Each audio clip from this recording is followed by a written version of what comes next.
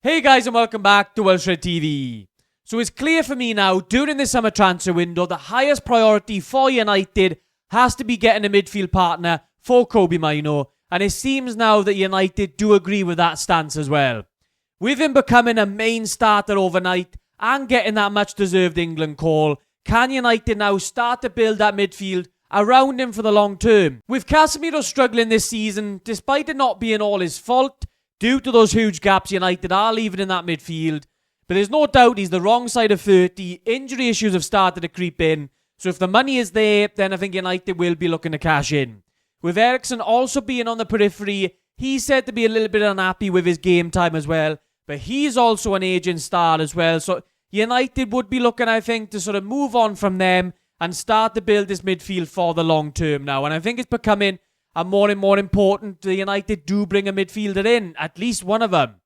But what do United need in a midfield partner for Mainoo? And I think there's two things that's clear. We need someone who's very, very good in build-up, because at the minute we do lack the profiles of sort of comfortable receiving in tight spaces in their own half. At the minute, obviously, we know that Casemiro's not very good with his back to the opposition. He's much better when he's able. He's got time and space and he can pick passes further forward. We know with Fernandes as well, he's been asked to drop a little bit deeper and McTominay advances. But that's never going to be a strength for Fernandes. We saw in the game against Liverpool last week, he got caught a couple of times in his own half. You don't want him there. You want him more advanced as a 10. That's where you get the best out of Fernandes. So that's one of the main areas for me. We need someone who's very good in build-up that can help Mainoo in there. And then secondly then, you also need someone who's going to be covering ground defensively. To help in those transitions the United give up, we need someone who's strong in the duels, in the defensive areas, whose positioning is very, very smart to cover, obviously, if Mainoo does want to venture forward in order to utilise that skill set higher up the pitch, which we know he has from this short spell this season. So there's a couple of things in there. We need someone who's good at build-up and someone who's very, very solid defensively. And there's two things United could do. We know, obviously, you can get another 8 in there, whether Ten Hag thinks Mainoo is a long-term number 6, or whether we're going to get a lone 6 in, which can be difficult, and then you're asking then Mainoo to play as more of an 8, play him a little bit further forward.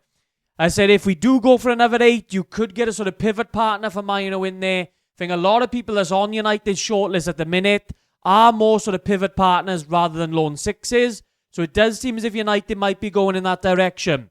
Ineos and Sir Jim are already planning for the summer transfer window.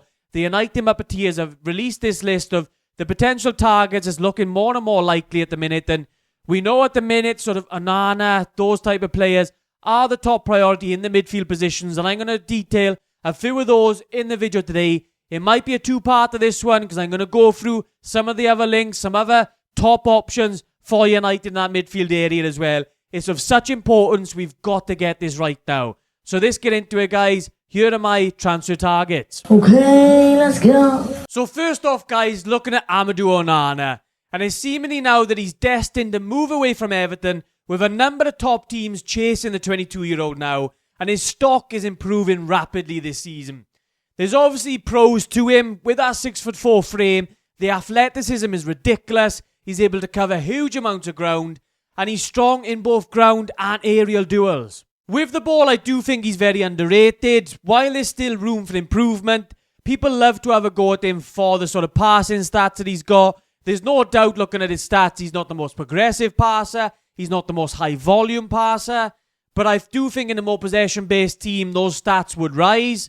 I think Onana, I think he's underrated in that sense for me. I don't think he has those limitations that people love to talk about in his passing game. I do think there's a very, very good midfielder in there. The dribbling ability is also there running through midfield as well. So I think in possession, I think he would be a very, very solid partner next to Mainoo and does possess that ability in order to pick the ball up in his own half as well. Something the United are really looking for now. Do think in a more possession-based team, obviously Everton don't have a lot of the ball in most games unless they're playing United. It's only a game. Why you have to be mad? But in a more possession-based team, I think his stock would rise even more as well. And that's why the likes of Arsenal, the likes of Barcelona are looking into him.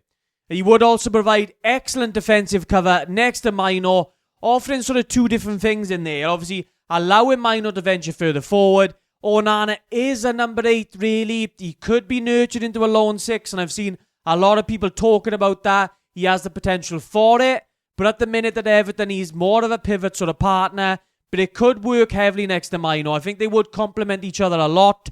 He would allow Mainoo to venture further forward in certain areas, but then Mainoo could allow him to venture further forward. Use that aerial ability that he's got in and around the opposition box to use those box crashing runs as well. So he's a very interesting target. You can see why United are looking at him. For around sort of 60 million, it's definitely a deal that United could do. But are United more interested in his Everton teammate at centre-back? We're going to have to wait and see, because I doubt United could prize the two of them away this summer. We did try and sign him, but I think we offered a bag of chips. I just said I think it was a bag of chips and a rock. And next up is going to be Morten Hjulmand. With heavy links to the sporting midfielder now, despite that Arsenal tattoo. Brother,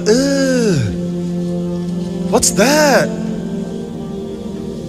What's that, brother? More of a Matic type player who excels defensively, is very solid on the ball without catching many headlines. He's able to cover huge ground, help in those transitions, and his physicality combined with that positioning would make him a very, very solid option to play there in the midfield alongside Mainoo.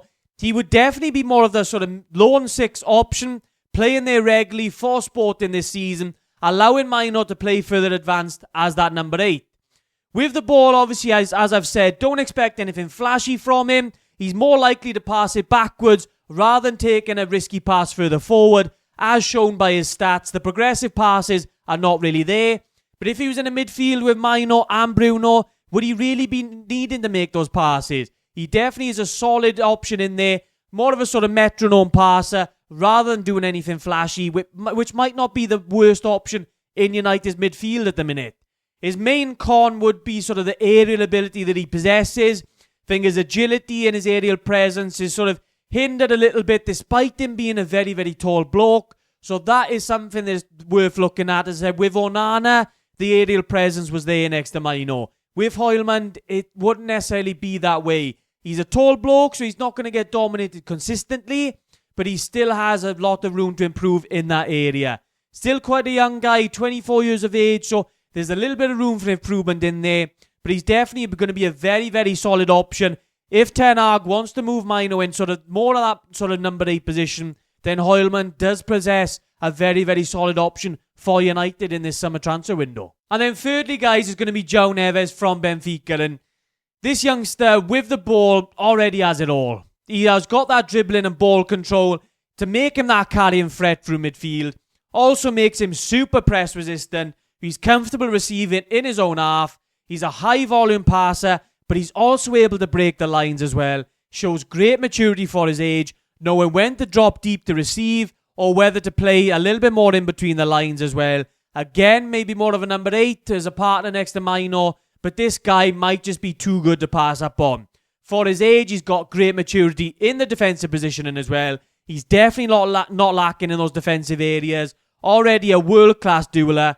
His pace, energy, the use of his frame, he dominates those ground duels. Don't be fooled by his height either. He doesn't get dominated in those aerial duels, so he really does have it all, despite still only being a teenager. Many have their worries of whether Mainoo and him are just far too similar to work in the same midfield, because they are two very similar type of players, small in stature, but they're able to sort of break the lines with the passes or their dribbling, very, very press resistant. But I do think Neves has upsides in the defensive side of his game over Mainoo, but obviously with the amount of these two still have to progress due to their age, it's hard to tell who's going to become the better player in the long term.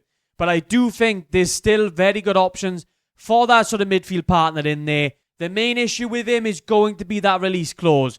Likely going to be the biggest stumbling block to United making that move, because United have so many other needs in the transfer window. Can they afford to go out and spend sort of 100 million on another player? He has a typical release clause of 120 million, contract till 2028. Even if Benfica reduce this sort of price demand to sort of around 80 million, it might just be sort of too much for United.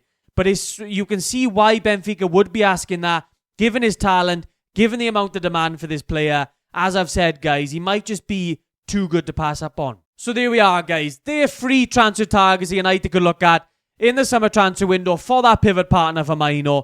Let me know about these 3 down in the comments down below. Which one would you go for? There's going to be a part 2 to this video as well, guys, so make sure you subscribe for that one, because there's just simply too many targets in that midfield area to really cover all in one video. So make sure you stay in tune for that one, and I'll see you there, guys.